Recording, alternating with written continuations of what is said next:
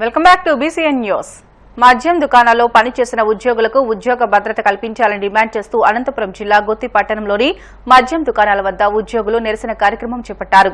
ఈ సందర్భంగా మద్యం దుకాణాల్లో పనిచేసే ఉద్యోగులు మాట్లాడుతూ గత 5 ఏళ్లుగా మద్యం దుకాణాల్లో పనిచేస్తూ కుటుంబాన్ని పోషించుకుంటున్నామని అన్నారు. ప్రస్తుత కూటమి ప్రభుత్వం ఉద్యోగ భద్రత కల్పించాలని డిమాండ్ చేశారు. వైన్ షాపు సూపర్వైజర్లు సేల్స్ మ్యాన్లు ఈరోజు షాపులు ఓపెన్ చేయకుండా ఉన్నాము.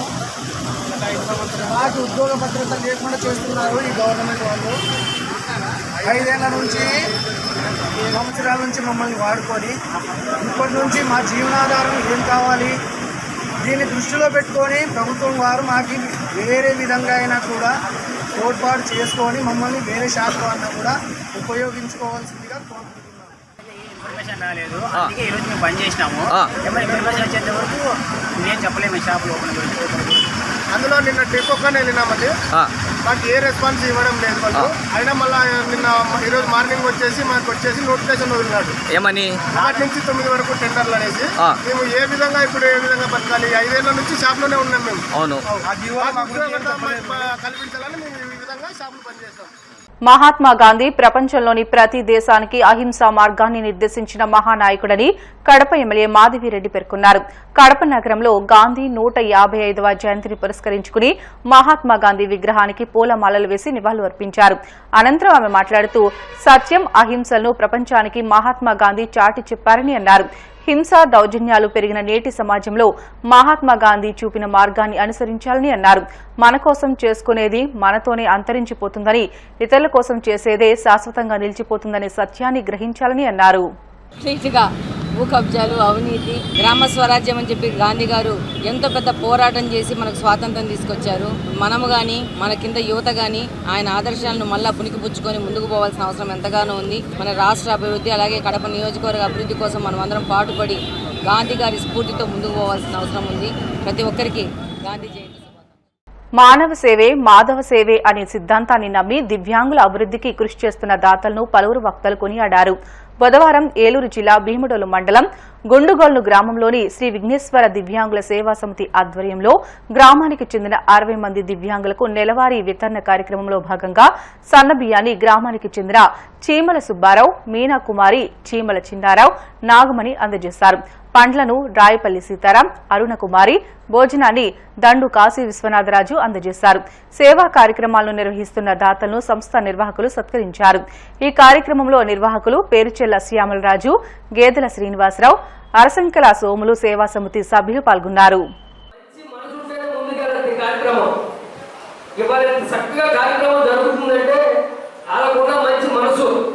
మనసు పూర్తిగా మనం వాళ్ళకి ఇవ్వాలని మనసు పూర్తిగా చేసే విధానం ఇది. ఆ విధానం ఉన్నప్పుడు మనకు అన్ని కార్యక్రమాలు కూడా సక్రమంగా జరుగుతాయి. మన భోజన కార్యక్రమం చాలా చక్కగా చివరి వరకు వచ్చే మనసు వరకు కూడా పెట్టగలిగాం. అలాంటి మనసు పూర్తిగా ఇచ్చారు. చివరి వరకు ఆటంకంలాగా జరిగింది. పంపిణీ చేయమని నాకు చెప్పారు. అది పంపిణీ చేయడానికని మేము వచ్చామండి. మా అందరూ ఏదైనా తప్పు ఒప్పులు క్షమించమని మీ అందరినీ కోరుకుంటూ ప్రారంభించారు. ఆదిదేవుడు గణపతి స్వామి పేరు పెట్టుకోవడంతో ఎలాంటి ఆటంకాలు లేకుండా, విఘ్నాలు అలాంటివి లేకుండా ఆయన అనుగ్రహంతో ప్రతి నెల కూడా వాళ్ళు అనుకునేటువంటి కార్యక్రమాలు దిగ్విజయంగా జరుగుతున్నాయి. మరి ప్రారంభ దశలో ఈ విఘ్నేశ్వర వికలాంగుల సేవా సమితిని ప్రారంభించిన కొత్తలో ఈ కార్యక్రమాన్ని ప్రతి నెల కానీ కార్యక్రమాలు జరుపుకునేప్పుడు కానీ ఆ గురజాడ కళావేది ముందు అక్కడ జరుపుకోవాల్సి వచ్చేది. మరి మహాదాత దాంట్లో సూరపరాజు గారు, సూర్యనారాయణరాజు గారు, మరి వారి సతీమణి ఇంత చక్కని బిల్డింగ్ని మరి వారు ఎంతో ఈ బిల్డింగ్ కట్టాలని సుమారు 50 లక్షల రూపాయలు పైన ఉంది మరి నిర్మించారు. కనుకనే ప్రతి నెల కూడా ఈ కార్యక్రమం చక్కగా జరుగుతుంది. విజయవాడలో ఆంధ్రప్రదేశ్ రాష్ట్ర గవర్నర్ గౌరవ ఎస్ అబ్దుల్ నజీర్ ని విశ్వ హిందూ పరిషత్ తరపున పరిషత్ కేంద్రీయ ఉపాధ్యక్షులు గోకరాజు గంగరాజు, ప్రాంత అధ్యక్షులు వబిలిశెట్టి వెంకటేశ్వర్లు, కోస అధ్యక్షులు వలివర్తి దుర్గాప్రసాద్, పోకురి రమేష్ తదితరులు కలిసి వినతి పత్రాన్ని అందజేశారు. ఈ మెమోరాండంలో తిరుమల లడ్డూ ప్రసాదం అపవిత్రతపై సిట్టింగ్ జడ్జితో విచారణ జరిపించాలని, హిందూ దేవాలయాలను హిందూ ధార్మిక సంస్థకు అప్పగించాలని, టీటీడీ పాలక మండలి బోర్డులో దైవభక్తి కలిగిన వారిని నియమించాలని గవర్నర్ను కోరారు. తమ డిమాండ్లను నెరవేర్చి హిందూ ధర్మాన్ని కాపాడాలని విజ్ఞప్తి చేశారు. తిరుపతి జిల్లా గూడూరులో విజయదుర్గాదేవి ఉపపీఠంలో శ్రీదేవి శరన్నవరాత్రి ఉత్సవాలు వైభవంగా ప్రారంభమయ్యాయి. బుధవారం అమ్మవారి దేవస్థానం నుంచి కలశాలను విజయదుర్గాదేవి ఉపపీఠానికి సాంప్రదాయబద్దంగా తీసుకువచ్చారు. ఈ ప్రక్రియతో ఉపపీఠంలో శ్రీదేవి శరన్నవరాత్రి ఉత్సవాలకు శ్రీకారం చుట్టారు. ఈ క్రమంలో తాళమ్మ అమ్మవారి దేవస్థానంలో ఉపపీఠం నిర్వాహకులు అమ్మవారికి ప్రత్యేక పూజలు నిర్వహించారు. దేవస్థానం నుంచి గంగా జలాలను కలశాలతో నింపుకుని మేళ తాళాలతో సాంప్రదాయబద్దంగా ఊరేగింపుతో ఉపపీఠానికి తీసుకువచ్చారు.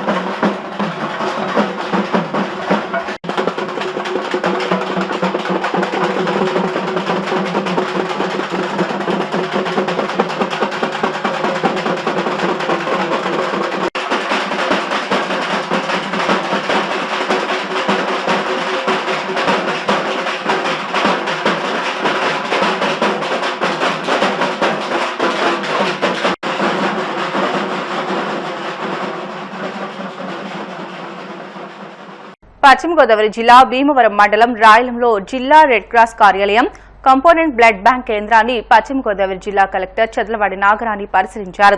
ఇంటర్నేషనల్ రెడ్ క్రాస్ సహకారంతో సమకూర్చుకున్న 2 కోట్ల రూపాయల విలువైన యంత్రాలను, పరికరాలను, మౌలిక సదుపాయాలను కలెక్టర్ పరిశీలించారు. ఈ సందర్భంగా కలెక్టర్ మాట్లాడుతూ రక్తదాతలను ప్రోత్సహించి ప్రజలకు అవగాహన కల్పించాలని అన్నారు. సాధ్యమైనంత తొందరలో బ్లడ్ బ్యాంక్ కేంద్రాన్ని ప్రారంభించి ప్రజలకు అందుబాటులోకి తీసుకురావాలని అన్నారు. ఈ కార్యక్రమంలో తహసీల్దార్ రావి రాంబాబు, జిల్లా రెడ్ క్రాస్ సంస్థ చైర్మన్ ఎం శివరామ బద్రిరాజు, కోశాధికారి కె తిరుపతిరాజు, ఎంసీ సభ్యులు కె రఘు సీతారామకృష్ణంరాజు తదితరులు పాల్గొన్నారు.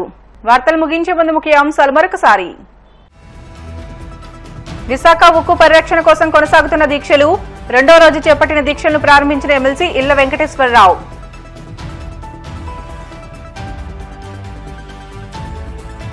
సీతారాంపురం స్వర్ణాంధ్ర ఇంజనీరింగ్ కళాశాలలో గాంధీ జయంతి వేడుకలు, నివాళులు అర్పించిన కళాశాల చైర్మన్ సత్యనారాయణరావు.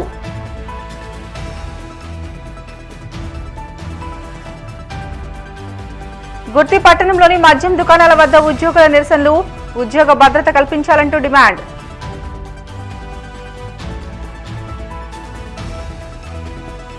గూడూరులో శ్రీదేవి శరన్నవరాత్రి ఉత్సవాలు ప్రారంభం, విజయదుర్గదేవి ఉపపీఠంలో నదీ జలాల కళాశాలతో ప్రత్యేక పూజలు. ఇవి ఇప్పటివరకు బులెటిన్లోని అప్డేట్స్. మరిన్ని వార్తల కోసం BCN digital YouTube channel, Facebook page ని ఫాలో అవ్వండి. అప్డేట్ వార్తల కోసం ప్లీజ్ డూ సబ్స్క్రైబ్.